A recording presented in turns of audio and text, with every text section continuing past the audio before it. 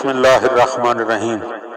مولا کائنات حضرت امیر المومنین علی ابن ابی طالب علیہ السلام کے مجموعہ کلام نہج البلاغہ کے پہلے باب کے پہلے خطبے کا دوسرا حصہ۔ ہر چیز کو جداگانہ طبیعت و مزاج کا حامل بنایا اور ان طبیعتوں کے لیے مناسب صورتیں قرار دی۔ وہ ان چیزوں کو ان کے وجود میں آنے سے پہلے جانتا تھا، ان کی حد و نہایت پر احاطہ کیے ہوئے تھا اور ان کے نفوس و اعضاء کو پہچانتا تھا۔ پھر یہ کہ اس نے کشادہ فضا، وسیع اطراف و اکناف اور خلا کی وسعتیں خلق کی اور ان میں ایسا پانی بہایا جس کے دریائے مواج کی لہریں طوفانی اور بحر زخار کی موجیں تہ بتہ تھیں۔ اسے تیز ہوا اور تند آندھی کی پشت پر لادا، پھر اسے پانی کے پلٹانے کا حکم دیا اور اسے اس کے پابند رکھنے پر قابو دیا اور اسے پانی کی سرحد سے ملا دیا۔ اس کے نیچے ہوا دور تک پھیلی ہوئی تھی اور اوپر پانی ٹھاٹھے مار رہا تھا۔ پھر اللہ سبحانہ نے اس پانی کے اندر ایک ہوا خلق کی جس کا چلنا بھانج بے ثمر تھا اور اسے اس کے مرکز پر قرار رکھا، اس کے جھونکے تیز کر دیے اور اس کے چلنے کی جگہ دور اور دراز تک پھیلا دی۔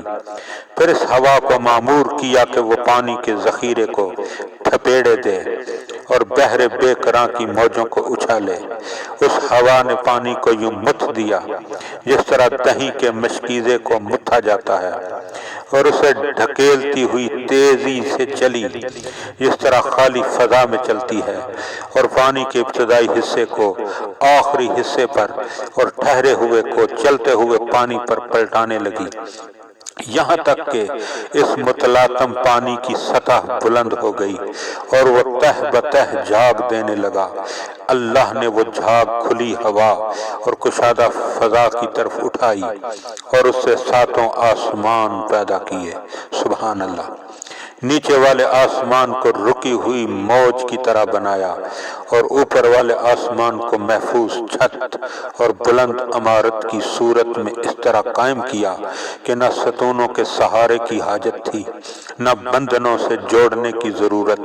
پھر اس نے ستاروں کی سج دج اور روشن تاروں کی چمک دھمک سے آراستہ کیا اور ان میں زوپاش چراغ اور جگمگاتا چاند رواں کیا جو گھومنے والے فلک، چلتی پھرتی چھت اور جنبش کھانے والی لوح میں ہے۔ پھر خداوند عالم نے بلند آسمانوں کے درمیان شگاف پیدا کیے اور ان کی وسعتوں کو طرح طرح کے فرشتوں سے بھر دیا۔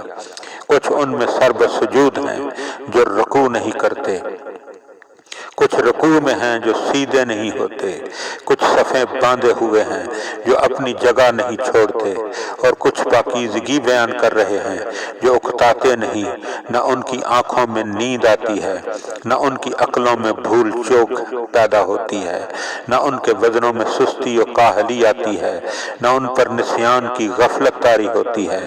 ان میں کچھ تو وحی الہی کے امین، اس کے رسولوں کی طرف پیغام رسانی کے لیے زبان حق اور اس کے قطعی فیصلوں اور فرمانوں کو لے کر آنے جانے والے ہیں۔ کچھ اس کے بندوں کے نگہبان اور جنت کے دروازوں کے پاسبان ہیں۔ کچھ وہ ہیں جن کے قدم زمین کی تہ میں جمے ہوئے ہیں اور ان کے پہلو اطراف عالم سے بھی آگے بڑھ گئے ہیں۔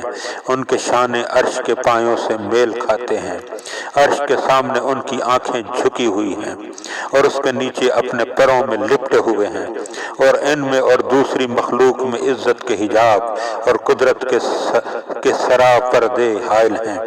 وہ شکل صورت کے ساتھ اپنے رب کا تصور نہیں کرتے، نہ ان پر مخلوق کی صفتیں طاری کرتے ہیں، نہ اسے محل و مکان میں گھرا ہوا سمجھتے ہیں، نہ اشباہ و نظائر سے اس کی طرف اشارہ کرتے ہیں۔ سبحان اللہ العظیم۔